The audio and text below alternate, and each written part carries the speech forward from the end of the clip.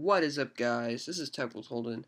Today I'm going to be teaching you how to enable the PowerChime effect on a MacBook Pro and a MacBook Air. So the first step you want to do is disconnect the Mac from the MagSafe power source. So I already did that. Alright, so next you're going to be going to Spotlight. You're going to type in terminal. So to do this, to enable the sound effects, it's a terminal command. I'll put this in the description below. It's also off to the side here, and this is the code that enables it. So I'm gonna enter the following terminal command into the terminal.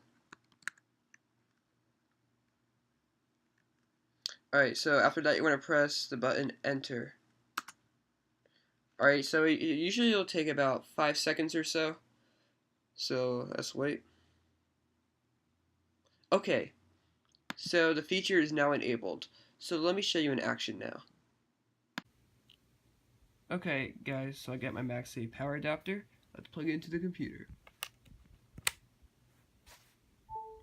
Alright, guys, so the commands worked.